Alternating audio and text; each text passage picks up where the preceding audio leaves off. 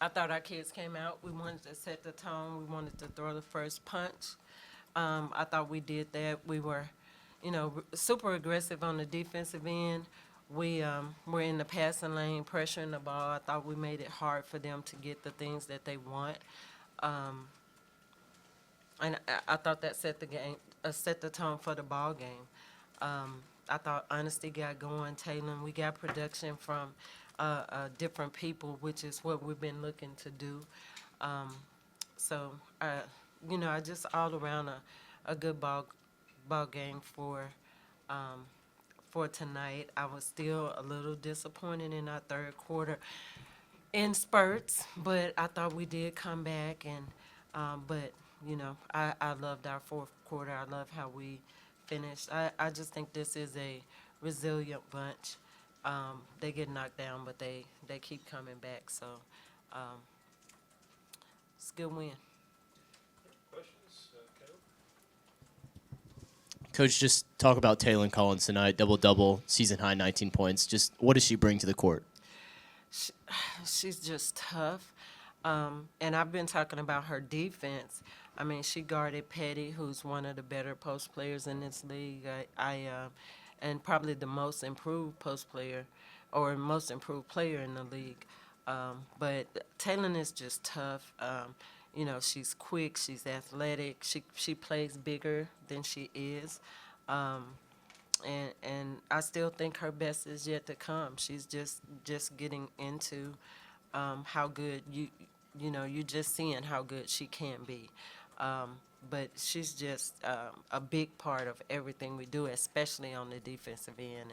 And for her shot to fall, for her to get stuff off of her defense, get out in transition and score easy, I think that just opens things up for us.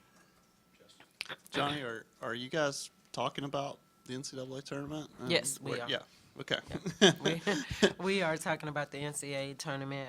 We know we got work to do.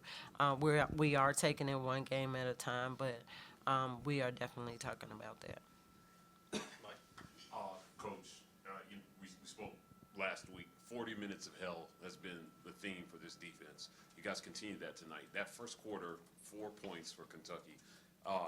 But you kept that up the whole game. Can you talk about how your team was able to not have a letdown? I know you were disappointed in the third quarter, but Kentucky never really got back in this game. Yeah, it's what we do. We're creating habits.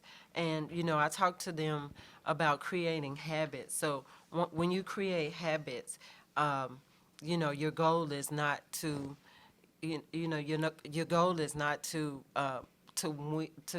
win. You create those habits, and your habits become winning. You expect to win. So I think we expect to do what we did tonight. We expect to get out in the passing lane. We expect to get steals. We expect to be in help and get charges. And I thought when they went on their little run, we weren't in help. We weren't getting charges. When I called timeout and I reminded them of that, we went back to getting in help. We got charges. Part of the heartache of pressuring, the way we pressure, is that you're going to get beat off the bounce because we're taking everything else away. So you're going to get beat off the bounce. You got to get help, and then you got to rotate and help the helper, and we weren't doing that for a little while in the third quarter. And then we went back to doing that. We went back to getting charges. So that's just what we do. Coach, this is the first time that Auburn's beat Kentucky back-to-back since 2006. They also surpassed win total from regular season last year with 16 wins tonight. Just kind of reflect on the journey that it's been to get here and kind of what the next step is for you guys. It's been tough, but, with this team, it's been fun. It's been fun building it. Like I said, this team, coming in, a lot of new pieces, but they're hungry. They're a team that eager to learn. They're very coachable. They want to win. So, they made mistakes. We've had some ups and downs, but when I tell you they're resilient, they work hard. Those kids, they go through shooting slumps, but they're in the gym. So, you know, I really don't worry about this team because they're a great group of kids. I love coaching them. Me and my staff sit around and talk about it all the time. Like, we love coaching this group. We're making them better, but they're making us better also because we're able to coach basketball. We don't have to sit around and coach attitudes and stuff like that. We're coaching basketball, which is why they're able to get better. Coach, just want to get into kind of tonight's initiative, right? Being the pink game, obviously, you got your D1 start with Coach K. Just kind of what does this mean for you? I know that you would pledge $3 for every student. I assume that's maybe a check you're going to be happy to Yeah. sign, after this. So just your thoughts on your time with Coach K and what tonight means. You know, it means a lot. Like I said, K.L. was one of the, toughest. When I met her, she told me I reminded her a lot of herself because, she had a soft voice. I had a soft voice. I have a soft voice until I'm yelling at somebody. But she had a soft voice, but she commanded the room. She was very intense. Her practices were intense, but very loving, very caring person. But she was a winner. And I remember one of the first things she told me was, don't let anybody tell you because you have a soft voice that you cannot be impactful because you are. And so that, that impacted my life. And she was a mentor for me until she passed away.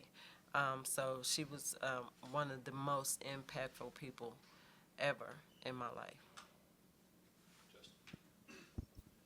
Johnny, I asked honesty about this, but with it being her last year and you guys started SEC 1-3, and she's kind of running out of time, and I guess Mingo probably the same way, right? Yeah. What did it say about them to stay patient, not give up on what was going on, and to get back to where you guys are right now? Well, I'm not gonna say they stayed patient. They went to work. They got after it. They were not happy starting 1-3. We felt like we had a chance in a couple of those ball games. We didn't play well at Texas A&M the second ball game, but we felt like we had our chances against Tennessee. We had our chances at Ole Miss, and they went to work. They did not want to, let this season go and continue down that path. So they got their team together. They went to work. They led this team, them along with Talon and Carson McFadden. Those kids got together and they decided that they wanted to go to work and they were going to be resilient and nothing was going to stop them. And that's the beauty of this team. This is what I love about coaching this group. They refuse to quit. Kind of going back to the win total, this matches your SEC win total from last year. Can you talk about what it means to reach that milestone and then have a chance to improve on that mark in the next coming few games? It feels good. We really thought we would reach it early, but it does feel good to finally reach it. And we know we still have work to do. So we made some mistakes tonight that we'll go back and correct that we know we are not going to be able to make going forward. So we'll get that fixed and, move on. We'll take one ball game at a time. We know each game we have left is critical, but we're right there. We have a chance. So it's been a long time since we've been in this position to have a chance at the NCAA tournament.